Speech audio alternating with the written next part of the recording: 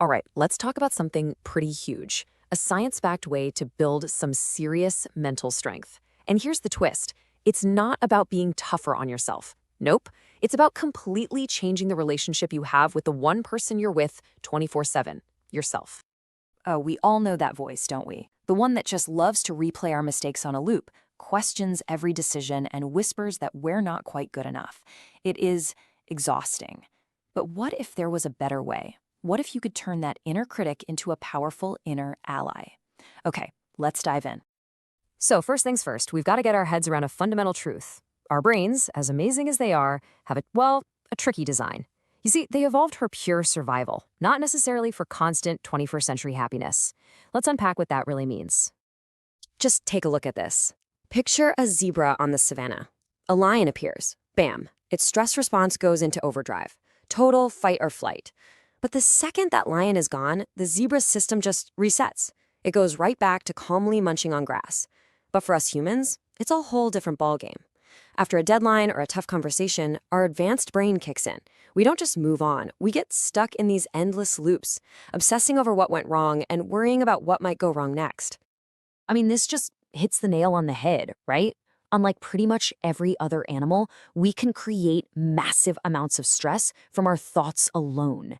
Now, that ability to reflect and plan is an absolute human superpower, but it's also the very thing that fuels so much of our anxiety. Our brains just keep re-triggering that threat system, even when there's no actual lion anywhere in sight.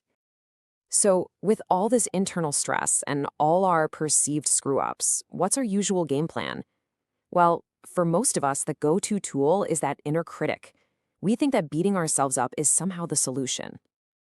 We've got this really deep-seated belief, don't we, that being hard on ourselves is what keeps us sharp, what pushes us to do better. And look, it's a well-intentioned strategy, but the research, it points in a totally different direction. It turns out that inner critic usually just tanks our confidence and creates a fear of failure, not genuine lasting growth. Okay, so if beating ourselves up isn't the answer, then what is? The alternative is compassion. But, and this is a big but, we need to completely redefine what that word means.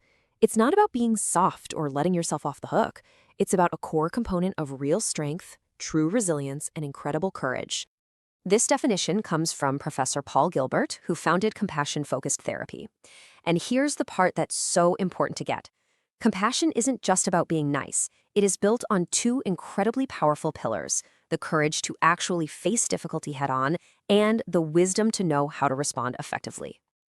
This firefighter metaphor is just perfect. Think about it. True compassion is an act of bravery. It's about turning towards the pain, not running away from it, with the intention to help.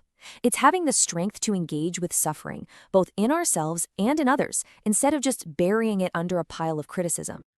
Now, I know what you might be thinking. For a lot of us, this whole idea of self-compassion can bring up some serious resistance. It can feel wrong somehow. So let's tackle the biggest myths head on. This is the big one, right? The fear that if we stop cracking the whip, we'll just give up, we'll become lazy, or standards will plummet, and our whole lives will fall apart. That our inner critic is the only thing holding it all together. Yeah, this is the picture in our heads, isn't it? Just lying on the couch, giving up on everything we care about. We have this belief that harshness is the engine of motivation, and that kindness is basically just waving the white flag. But the science, well, it tells a completely different story. Researchers like Kristen Neff have found that self-compassion is actually one of the most powerful sources of coping and resilience we have. It doesn't make you weak. It's what gives you the inner strength to get back up again and again after life knocks you down. Okay, on to the next major hurdle, the fear that focusing on ourselves is just self-centered. That it's a slippery slope straight into becoming a full-blown narcissist. We worry that it's all about vanity, about making ourselves the center of the universe. And this can be especially tricky in cultures that often praise self-sacrifice and putting everyone else first. Now, here is the absolute key distinction. Self-compassion is the exact opposite of narcissism.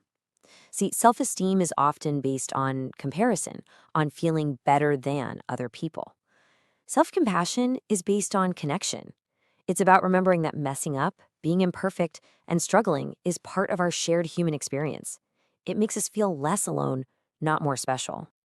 So, how do we actually do this? How do we put it into practice? Well, compassion focused therapy gives us a really practical, science based model, and it's all about rebalancing our internal emotional systems.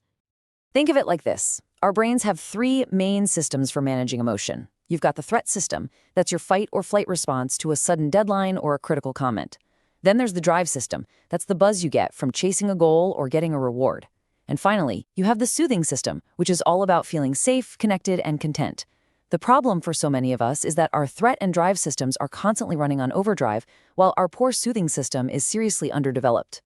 Now, the goal here isn't to get rid of threat or drive. We absolutely need them to live. The goal is simply to bring things back into balance. By intentionally training and strengthening our soothing system, we create this internal safe base that can calm the threat system when it's overreacting and help regulate the drive system so we don't burn out. So a really powerful way to start this practice is with the acronym RAIN from meditation teacher Tara Brach. First, you just recognize what's happening. Simply name it. Oh, okay, this is anxiety, or this is frustration. Then you allow it to be there, just for a moment, without needing to fix it or push it away. Next, you investigate with a gentle, kind curiosity. Ask yourself, where am I feeling this in my body? Finally, the N is for cultivating a sense of natural, loving awareness. This is about creating a little space, realizing that you are the vast open sky that is aware of the feeling, not the stormy feeling itself. So, what's the big payoff from making this journey from inner critic to inner ally? Well, it isn't just about feeling a little bit better. The benefits are profound, they are measurable, and honestly, they touch just about every single part of our lives. I mean, the research here is just incredibly clear. People with higher levels of self-compassion report greater well-being, period. And get this, counterintuitively, they're actually more motivated and hold themselves to high standards. The difference is they don't destroy themselves when they fall short. They're more resilient, they engage in healthier behaviors, and far from being selfish, their partners actually see them as being more caring and supportive. So, we'll leave you with this thought.